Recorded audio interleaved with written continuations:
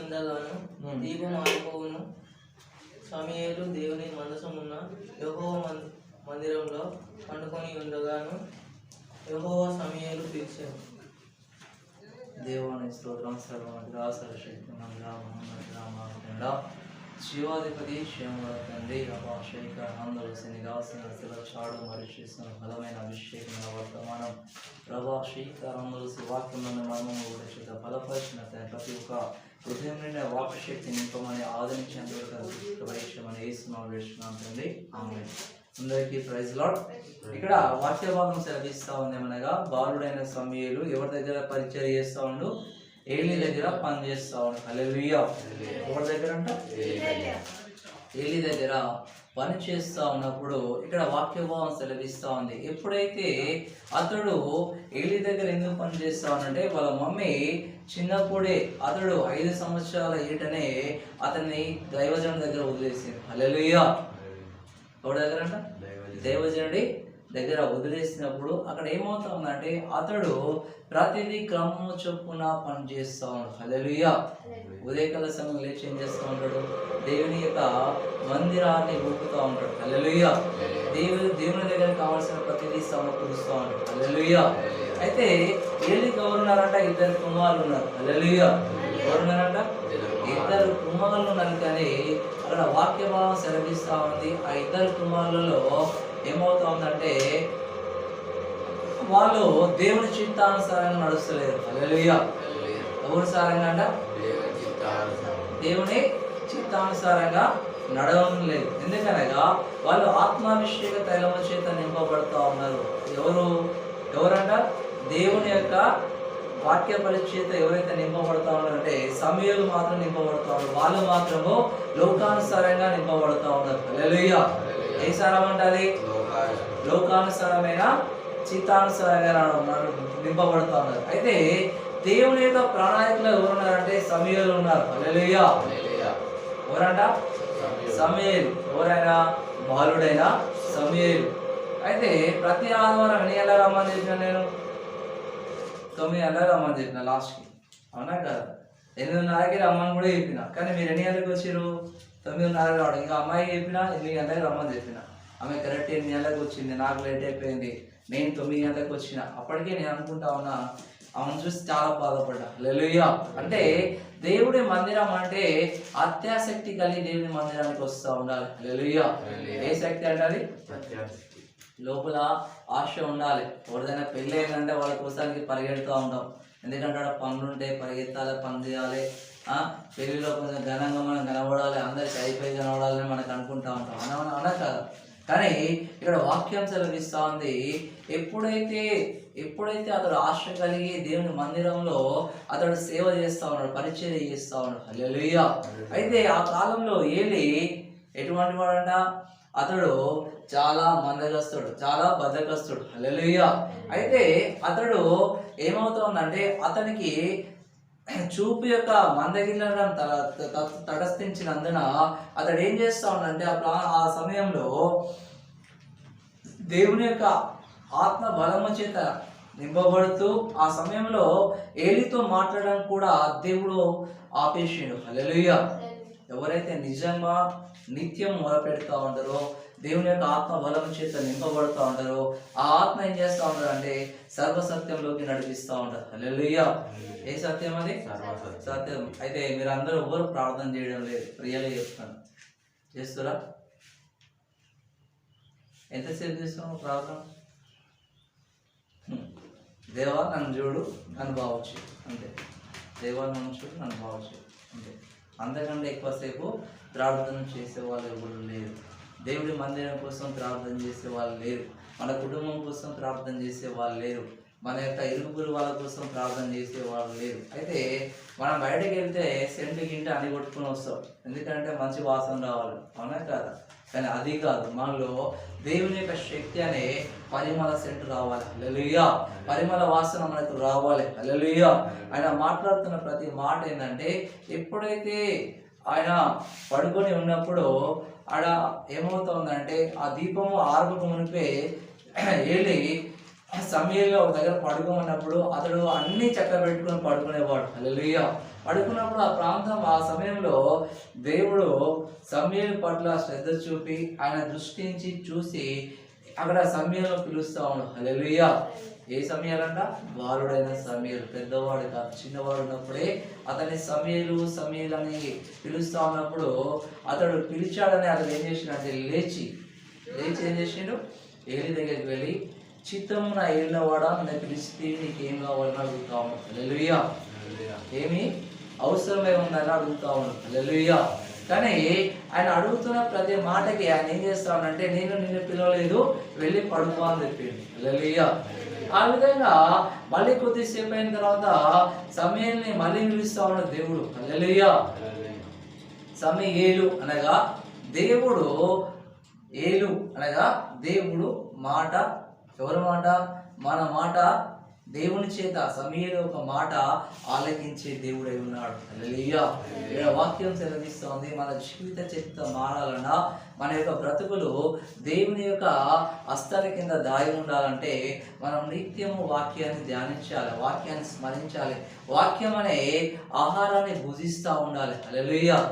ఎంతమంది బైబిల్ చదువుతున్నారు డైలీ? ఎంతసేపు ఎన్ని వాక్యాలు చదువుతూ ఉన్నారు? బైబిల్ చదవడం వేరు, బైబిల్ యొక్క వాక్యాన్ని ఏంటంట నిత్యంగా ఆస్వాదించి ఆ వాక్యమైన మైమర్పు చేత నింపబడడం వేరు. హల్లెలూయా. అయితే ఒక అతను ఏం చేస్తాడంట, పడుకుంటే బైబిల్ ఎత్తి కింద పెట్టుకుంటే దయ్యాలు రావని ఏం చేసిండు? ఎత్తి కింద పెట్టుకోమనుకున్నాడు. హల్లెలూయా. కానీ ఆ దయ్యము ఏం చేస్తా ఉందంట, అతన్ని చాలా ఏం చేస్తా ఉంది? వేధిస్తా ఉంది. ఎలా వేధిస్తా ఉందంటే, యేసు యొక్క బలము తెలుసు, యేసు యొక్క పరిపూర్ణత తెలుసు, కానీ యేసు ప్రభు యొక్క వాక్యాన్ని ధ్యానించాలన్నా, యేసుకు ప్రార్థన చేయాలన్నా అతనికి సమయం ఉండకపోయేది. హల్లెలూయా. కానీ ఈ బైబిల్ దగ్గర పెట్టుకుంటే దయ్యపు శక్తులు రావని ఒక నమ్మకం ఉంది. హల్లెలూయా. కానీ ఇక్కడ వాక్యభావం సెలవిస్తా ఉంది ఏమనగా, బాలుడైన సమయంలో ఎప్పుడైతే వాక్యాన్ని ధ్యానిస్తా ఉన్నాడో, వాక్య ప్రకారంగా అంటే అతడు ధ్యానించడం అంటే అతడు మందిరంలో పరిచయం చేస్తూ ఉంటే దేవుడు అది చూసి చూసి చూసి అతనితో మాట్లాడడం ఇష్టపడ్డాడు. హల్లెలూయా. ఇష్టం ఇంత అంతే కాదు, పరిపూర్ణంగా అతన్ని పిలిచినప్పుడు, మొదటిసారి పిలిచిండు, రెండోసారి పిలిచిండు, మూడోసారి పిలిచినప్పుడు, ఏలి దగ్గరికి వెళ్తా ఉంటే 3 సార్లు విన్నప్పుడు అక్కడ గ్రహించిండు ఏంటి అంటే దేవుడు ఇతనితో మాట్లాడుతూ ఉన్నాడు. హల్లెలూయా. ఎవరితోని? సమూయేలుతో. మరి ఏలితో మాట్లాడొచ్చుగా అంటే ఏలి యొక్క ప్రవర్తన కూడా సరిగా లేదు. హల్లెలూయా. ఏలి యొక్క ప్రవర్తన సరిగా లేదు, అతని యొక్క పిల్లల ప్రవర్తన ఇంకా సరిలేదు. హల్లెలూయా. ఇక్కడ వాక్యభావం సెలవిస్తా ఉంది, ఎప్పుడైతే సమూయేలుతో దేవుడు మాట్లాడడం ఎప్పుడైతే స్టార్ట్ చేసిండో అక్కడ ఏలి గ్రహించి, చిత్తము ఏలినవాడా నీ దాసుడు నీ సేవకుడు ఆలకిస్తా ఉన్నప్పుడు దేవుడు చెప్పిన ప్రతి మాటను ఆలకించమని చెప్పిండు. హల్లెలూయా. ఇక్కడ వాక్యభావం సెలవిస్తా ఉంది, ఒక దినమున ఫిలిష్తీయులు ఇశ్రాయేలు మీదకి ఏం చేశారంట? యుద్ధానికి వస్తా ఉన్నారు. హల్లెలూయా. ఫిలిష్తీయులు ఇశ్రాయేలు మీదకి యుద్ధానికి వస్తా ఉంటే ఇక్కడ ఏలి కుమారులు ఇద్దరు ఏం చేస్తా ఉన్నారంటే ఆ యుద్ధంలో పాల్గొన్నారు. హల్లెలూయా. ఇంత అంతా కాదు, వాళ్ళకు ధైర్యం బాగుంది. ఏ ధైర్యం అంట? మేము గెలుస్తామని. హల్లెలూయా. వాళ్ళకి నమ్మకం ఉంది, మేము గెలుస్తామని. హల్లెలూయా. కానీ ఆ గెలుపు ఎంతవరకు కరెక్ట్ కాదు. హల్లెలూయా. కానీ ఇక్కడ మాట్లాడుతున్న ప్రతి మాట ఏంటంటే, బాలుడైన సమూయేలుతో దేవుడు మాట్లాడుతూ ఉండు. ఈ యొక్క సేవా నిమిత్తం ఏంటంట, కింది వచనం చదువున్నాను, అట్లనే 5వ వచనం చదువు. ఏలి దగ్గరకు పోయి, నీవు నన్ను పిలిచితివి కదా, నేను మంచి చదవాలి పరిపూర్ణంగా. 5వ వచనం, 3వ అధ్యాయం 5వ వచనం. వచ్చిన నన్ను అతడు, నేను పిలవలేదు, పోయి పడుకోనమని చెప్పగా అతడు పోయి పడుకొనెను. యెహోవా మరలా సమూయేలును పిలవగా సమూయేలు లేచి ఏలి వద్దకు పోయి, చిత్తము నీవు నన్ను పిలిచితివి కనుక వచ్చి తినను. అయితే అతడు, నా కుమారుడా, నేను నిన్ను పిలవలేదు, పోయి పడుకోమనను. సమూయేలు అప్పటికి యెహోవాను ఎరుగకుండెను. యెహోవాకు అతనికి ప్రత్యక్షము కాలేదు. యెహోవా మూడవ మారు సమూయేలును పిలవగా అతడు లేచి ఏలి దగ్గరకు పోయి, చిత్తము నీవు నన్ను పిలిచితివి, ఇదిగో నేను వచ్చితనగా ఏలి యెహోవా ఆ బాలుని పిలిచినని గ్రహించి, నీవు పోయి పడుకును, ఎవరైనా నేను పిలిచిన యెహోవా నీ దాసుడు ఆలకించుతున్నాడు, ఆజ్ఞేయమని చెప్పుమని సమూయేలుతో అనగా, సమూయేలు పోయి తన స్థలం ముందు పడుకున్నాడు. తరువాత యెహోవా ప్రత్యక్షమై పిలిచి, ఆ రీతిగా సమూయేలు సమూయేలు అని పిలవగా, సమూయేలు నీ దాసుడు ఆలకించుతున్నాడు, ఆజ్ఞేయమనను. అంతటా యెహోవా సమూయేలుతో ఇలా సెలవిచ్చెను, ఇశ్రాయేలులో నేను ఒక కార్యం చేయబోతున్నాను, దాన్ని విను, వారందరూ చెవులు గింగురుమనను. ఆ దినమున ఏలి యొక్క ఇంటి వారిని గూర్చి నేను చెప్పినదంటే వారి మీదికి రప్పించును, దాని చేయ మొదలుపెట్టగా దాన్ని ముగింతును. తన కుమారుడు తాము శాపగ్రస్తులుగా చేసుకొనిచున్నారని తాను ఎరిగి వారిని అడ్డగింపలేదు గనుక అతని ఇంటిని నిత్యమైన శిక్ష విధింతును, నేను అతనికి తెలియజేయుచున్నాను. కాబట్టి ఏలి ఇంటి దోషము బలి చేత నైవేద్యము చేత ఎన్నటికీ ప్రాయశ్చిత్తము చేయబడదని నేను ప్రమాణపూర్వకంగా ఆజ్ఞాపించితిని. తర్వాత సమూయేలు ఉదయం వరకు పడుకొనెను. ఇక్కడ వాక్యభాగం సెలవిస్తా ఉంది, ఇశ్రాయేలుకు ఎన్నడూ కనివిని ఎరగని రీతిగా గింగురమైనట్టు చేస్తా అని చెప్తా ఉన్నాడు దేవుడు. హల్లెలూయా. ఇంకా ఆయన మాట్లాడుతున్న మాట ఏంటంటే, ఏలి కుమారులు చేస్తున్న ప్రతి పని తప్పుడు పని చేస్తూ ఉన్నారు. హల్లెలూయా. ఏం చేస్తూ ఉన్నారు? తప్పుడు పనులు చేస్తూ ఉన్నారు. అప్పుడు ఎవరికి యెహోవా కోపం వచ్చేసింది. ఆ విషయాన్ని బాలుడైన సమూయేలుతో మాట్లాడుతూ ఉన్నాడు. వాళ్ళ ఇంట్లో ఏది చేసినా కానీ ఆయన అడ్డగింపలేదు కాబట్టి వాళ్ళ కుటుంబాన్ని మొత్తం ఏం చేస్తూ ఉన్నాడంట, మొత్తము అతము చేస్తా అని చెప్తా ఉన్నాడు. హల్లెలూయా.